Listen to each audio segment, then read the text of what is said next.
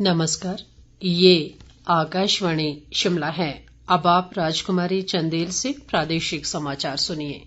मुख्यमंत्री जयराम ठाकुर ने प्रदेश के लोगों से कोरोना महामारी के प्रति और अधिक सतर्क रहने का आह्वान किया है, क्योंकि इस बार ये वायरस अधिक प्रभावशाली और खतरनाक बनकर लौटा है। उन्होंने कहा कि स्वास्थ्य विशेषज्ञों ने कोरोना के नए स्ट्रेन का अध्ययन करने के बाद पाया है कि इसमें खांसी और बुखार जैसे कोई लक्षण सामने नहीं आ रहे हैं और मरीजों को जोड़ों में दर्द, शारीरिक कमजोरी, कम भूख लगने और कोविड-19 निमोनिया जैसी समस्याएं आ रही हैं।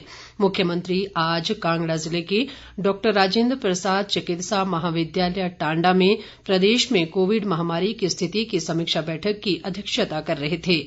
उन्होंने कहा कि पहले के मुकाबले इस बार मरीजों का स्वास्थ्य बिगड़ने में कम समय लग रहा है और कभी कभी कोई भी लक्षण सामने नहीं आ रहा है, इसलिए स्वयं, परिवार और समाज को खतरे में डालने से बेहतर है कि एहतियात बरती जाए।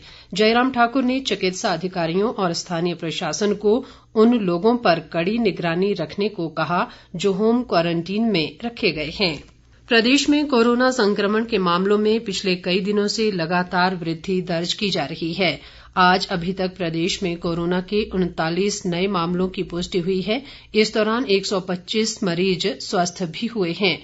मौजूदा समय में प्रदेश में कोरोना के 2548 सक्रिय मामले हैं। राज्य में कोरोना संक्रमितों की कुल संख्या 63,020 तक पहुंच गई है, जिनमें से 59,428 लोग स्वस्थ हो चुके हैं।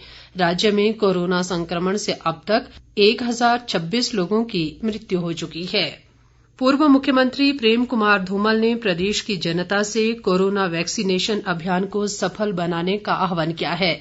धूमल ने आज अपनी पत्नी सहित कोविड वैक्सीनेशन की दूसरी डोज लेने के बाद कहा कि कोविड वैक्सीनेशन भी वैश्विक महामारी से बचने का एक उपाय है, लेकिन इसके साथ साथ जरूरी दिशा निर्देशों का पालन करना भी आवश्यक है। उन्होंने कहा कि सभी वैक्सीनेशन लगवाएं, मास्क लगाएं, स्वच्छता रखें और सामाजिक दूरी बनाए रखें। धूमल ने कहा कि उचित सावधानी बरतने से हम खुद को, अपने परिवार को और समाज व देश सहित मानवता को भी बचाएंगे।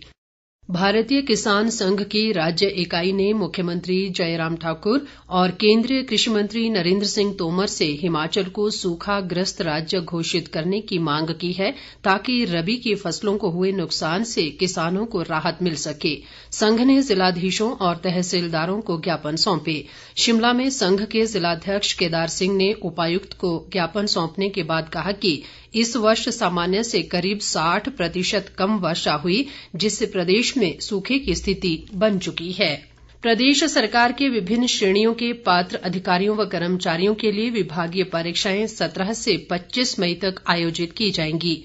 विभागीय परीक्षा बोर्ड के एक प्रवक्ता ने बताया कि इच्छुक अभ्यर्थी अपने आवेदन पत्र ऑनलाइन प्रक्रिया के माध्यम से मानव संपदा पोर्टल पर 1 से 30 अप्रैल तक भर सकता है। उन्होंने कहा कि परीक्षा की समय सारणी व ऑनलाइन आवेदन की प्रक्रिया की पूरी जानकारी हिप्पा की वेबसाइट पर उपलब्ध है। नगर निगम चुनाव में भाजपा सोलन के प्रभारी व विधायक राजीव बिंदल ने कहा है कि कोविड-19 महामारी में प्रधानमंत्री नरेंद्र मोदी और मुख्यमंत्री जयराम ठाकुर ने जिस तरह से मोर्चा संभाला है वो काबिले तारीफ है। उन्होंने कहा कि कोविड दौर के दौरान प्रदेश को 53,000 करोड़ रुपए का बजट देना अपने आप में एक इतिहास है। उन्होंने कहा कि जब से हिमाचल में लगातार बेरोजगारी कम हो रही है और रोजगार के साथ स्वरोजगार भी बढ़ रहा है। सोलन को नगर निगम बनाने के फैसले पर बिंदल ने कहा कि भाजपा की कथनी और करनी में कोई फर्क नहीं होता।